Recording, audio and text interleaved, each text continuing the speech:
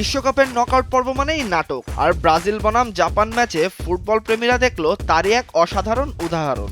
বাংলাদেশের কোটি কোটি ব্রাজিল সমর্থকদের হৃদয় স্পন্দন যেন থেমে গিয়েছিল যখন জাপান প্রথমে এগিয়ে যায়, কিন্তু শেষ পর্যন্ত সেই পুরনো ব্রাজিলের জেদ, অভিজ্ঞতা আর লড়াই করার মানসিকতাই তাদের ফিরিয়ে আনলো ম্যাচে। শেষ পর্যন্ত জাপানকে 2-1 গোলে হারিয়ে শেষ 16 টিকিট নিশ্চিত করলো ব্রাজিল।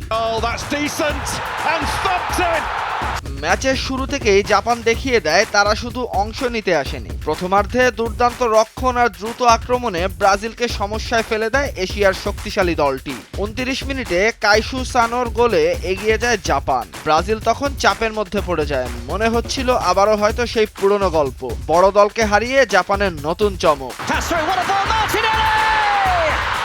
কিন্তু দ্বিতীয়ার্ধে বদলে যায় সবকিছু। ব্রাজিল আক্রমণের গতি বাড়ায়, আর 56 মিনিটে ক্যাসিমিরোর দুর্দান্ত হেডে সমতায় ফেরে সেলসাওরা। এরপর শুরু হয় একের পর এক আক্রমণ। জাপানের গোলরক্ষক জিয়ন সুজুকি অসাধারণ কিছু সেভ করে দলকে বাঁচিয়ে রাখেন, কিন্তু ব্রাজিলের চাপ শেষ পর্যন্ত সামলানো সম্ভব হয়নি। ম্যাচের 95তম মিনিটে গ্যাব্রিয়েল মার্টিনেলির গোলে পুরো ব্রাজিল শিবিরে ফিরে আসে উল্লাস।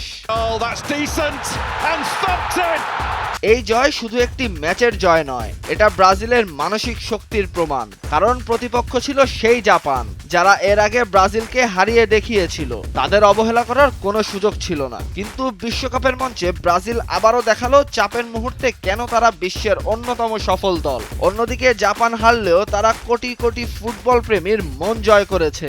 শেষ মুহূর্ত পর্যন্ত লড়াই করে তারা প্রমাণ করেছে এশিয়ার ফুটবল এখন আর পিছিয়ে নেই।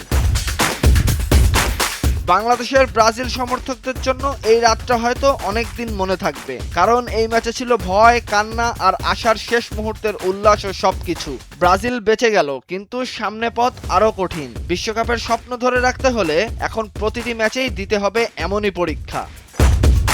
তাহসিনুল বাকি ফাহিম, ভোরের কাগজ।